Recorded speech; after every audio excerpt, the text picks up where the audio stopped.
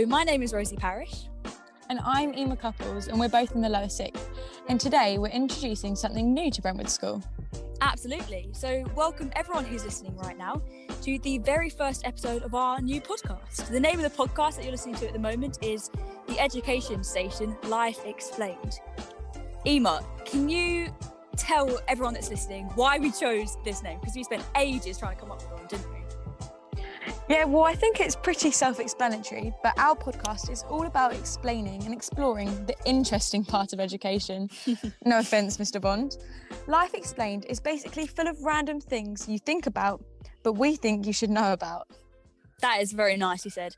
Eima, can you give me, and probably most importantly our listeners, an example of what you mean by the interesting part of education? Well, the sort of things like who's the best footballer, or can communism ever exist? Or actually my personal favourite that I cannot wait to answer is Elon Musk going to take over the world?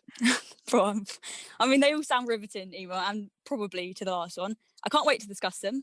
However, let's stop getting distracted and get on to what we're going to be discussing this week. So this week, it's just going to be me and Eima chatting about a question, and the question today is, why do we listen to music? However, it's not going to be the same every single week. We're going to have like teachers in, we're going to have different guests in, different students, all to talk about something that they find interesting about education. Okay, so you won't have to listen to just us two drone on each week. But today, we're going to be talking about, why do we listen to music? I'm willing to bet a significant sum of money right now that all of our listeners listen to music. So whether you're in the shower or you're in the, on the radio or whilst you're driving, we all listen to music. I mean, it's pretty guaranteed, and we all have a reason for listening to it. But today in a podcast, we plan to explore why we listen to it. And most importantly, why does it sound good? So good sort of being like, why do we dance to it? Why does it give us that happy feeling that we listen to it for? What results in music being such a pleasant and useful experience? Now, today I chose this title because I'm a musician, and I often find myself spending so many hours a day listening to music. And Eima, I know that you listen to music all the time. Yeah, probably a bit too much, according to my mum. But today we're going to explore the main reasons as to why we listen to music. And we found that there were two big main reasons why we listen to music. One being the neurological, and one being that it's because it's linked to memories. And today we're going to battle these against each other to see what is the primary reason as to why we listen to a cacophony of different sounds at different pitches for enjoyment. Well, personally, I'm placing my bets on that it's linked to memories, but I think Rosie's got a different opinion. Yeah, I reckon it's definitely the neurological effects of it. And I'm fairly certain that I'm going to win this one, Eima, so I hope you're prepared to lose. Well, let's just find out. You see, one of my favourite songs is I'm Sexy and I Know It, because it reminds me of my 12th birthday party. Now, let me explain to you why I think this is. The response to and our love for music may be conditioned by lots of factors. For example, if we associate a piece of music with a past experience, which can be good or bad. That's a not particularly scientific start, Eima, but keep going. Looks like I'm in for a win here. Let me get into it. So, according to Dr. Schubert, who says experiencing a connection with a certain piece of music and a mood or situation is referred to as the "darling, they're playing our tune" phenomenon. Hearing music when you're spending time with that special person. That's really romantic and sweet, actually, isn't it? I guess it is. It's weird that such a scientific theory's got such a endearing name, like "darling, they're playing our tune." All right, let me get back to it. So, however, the music doesn't necessarily have to be pleasant or nice. You could have something that someone really considers to be a sad piece of music. But if someone hears it in only a happy context, they can really connect to the sounding music, according to Dr. Schubert, actually. Now, see, I tested this with a little bit of research myself, and I found out that I interviewed 15 people, by the way, that 7 of these people said that the reason they had a favourite song was because it was linked to an actual experience. So, for example, it could be a childhood memory or being with a loved person or your 12th birthday party. Memory. For me, it was. Therefore, I think this proves that it is the experience we link to music that makes it so amazing for us. So I'll give over to Rosie now to try and argue her point, but I personally think this is going to win. Yeah, you've surprised me a little bit there, Eima. I was expecting a little bit less research than that, because I've done a bit of research on mine and I really thought that was going to help me get ahead, but it looks like you've You've matched me on that one. So that I do agree with you. That does sound like an important reason, but it doesn't sound important enough because you haven't heard about the neurological impact of music yet. Now, all the words coming up are going to sound a bit long and a bit complex and a bit naffy-paffy scientific, but I'll do my best to justify them and make them sort them out in my brain for you. So neuroscientists have discovered that people listening to pleasurable music have activated regions in the brain called the limbic and paralimbic areas. Like I said, sounds a bit complex, but basically these areas of the brain are the ones that are connected to euphoric reward responses. So the stuff that pumps into our brain when we experience sex, good food, or addictive drugs. Good start to the podcast. These rewards very child friendly. These rewards come from a release of a neurochemical in the brain called dopamine. So most people listening will probably already know that dopamine is the chemical that makes us feel happy. So whenever you feel that emotion, happiness or joy or something like that, it's just that little chemical in your brain. Also, dopamine is the reward chemical. So it rewards humans for many, many things that we do. But in the context of music, it rewards us in our brain when we make predictions that turn out to be true. How do you think this links to music, Eima? To be honest, Rosie, I have no idea. So I'm gonna let you explain this one. So if a piece of music that you've never heard before makes you feel emotion, it's because it's almost hijacking the brain and making it release dopamine. Whenever we listen to music, we're actually listening to and anticipating what will happen next in the song based upon the thousands and thousands of hours in our lives that we have spent listening to music. So when we're at a party and stuff and the beat drops and everything, are you talking about stuff like that? Exactly. That actually, you've just set me up there with a perfect example. So in the last few years, dance music containing a drop, like you said, sort of in the middle, has seen huge boosts in popularity. In this sort of type of dance music, producers, they will deliberately leave out the bass sound out of a mix in order to build up as much anticipation for when the bass will finally drop and finally be heard in the song.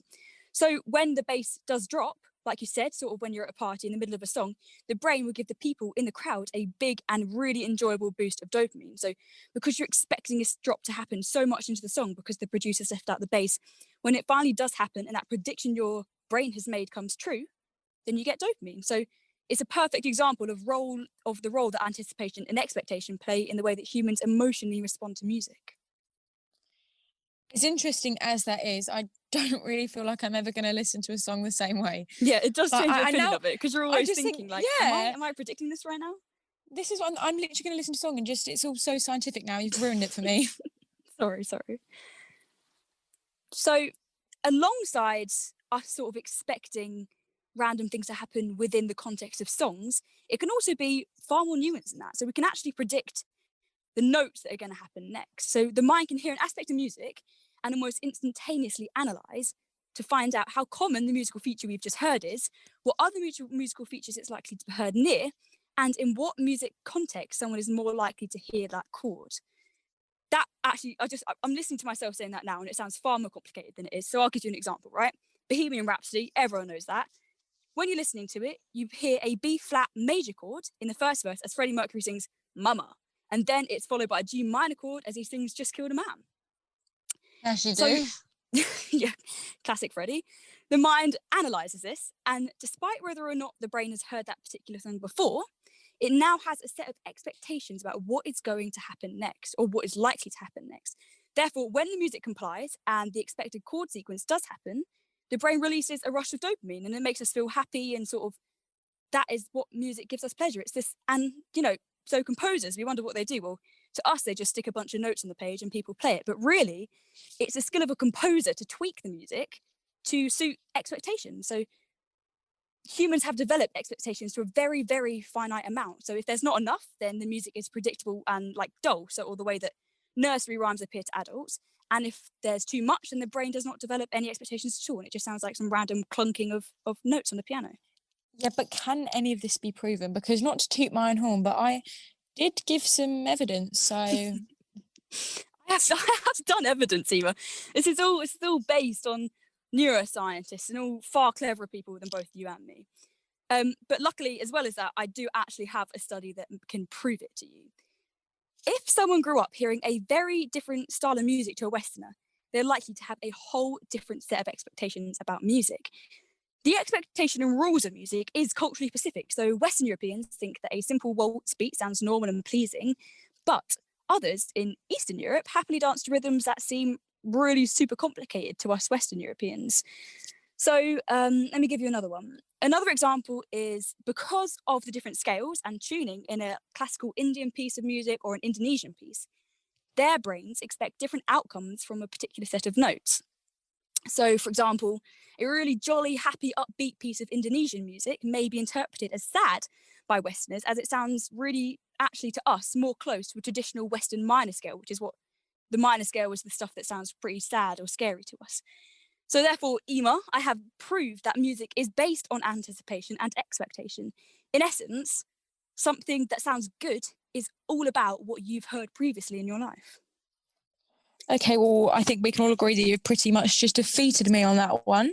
But I think we can clearly come to the conclusion that the neurological effects are the biggest influence on why we listen to and like music. Well, that just concluded the first Education Station podcast. And we hope that today I might just have explained a little bit of life just a little bit more. Yeah, you did a really great job, Eima. You fought well. It's just a shame that you lost, really, isn't it? Oh, just you wait till next time, Rosie. Speaking of next time, hopefully we'll have a guest on the podcast here next time. And in addition to that, we don't just want to bore your brains off with talking about educational stuff. We also want to add in a few little things at the end. And the idea that we've come up with is student. So it's a bit like the Headmaster's Award, except kids nominate your own mates. Yeah, exactly. But better. No offense again, Mr. Bond. So you nominate, if there's someone in the school, a student that's sort of done you a good deed recently, they've texted you to make sure that you're feeling all right, or they've dropped chocolate down at your door, or they've done something just really cool, they stuck up for you or something like that, and you think they deserve a little bit of recognition for it, drop us an email and we will give them a little shout out next podcast, and we'll only choose if they who win. the student is. Well, of course, yeah. I'm hoping more than one person's going to email in. That's if more than one person listens. Yeah. Hopefully not. All right then, well, I think that pretty much wraps it up. Hopefully we'll see you next week, and hopefully Eima won't lose that time. Thank you guys again for watching this week's episode. If you have any questions or want to get in touch with me or Eima regarding the student or anything else, my email is 15parish, PARRISH, followed by a J, at brentwood.essex.sch.uk. Or if you want to get in touch with Eima, hers is 15couples, CUPPLESE, at the same address. Thank you to Henry Deacon for the graphics and sound editing, and thank you for listening. Hopefully we'll see you again next week on another episode of the Education Station Life Explained.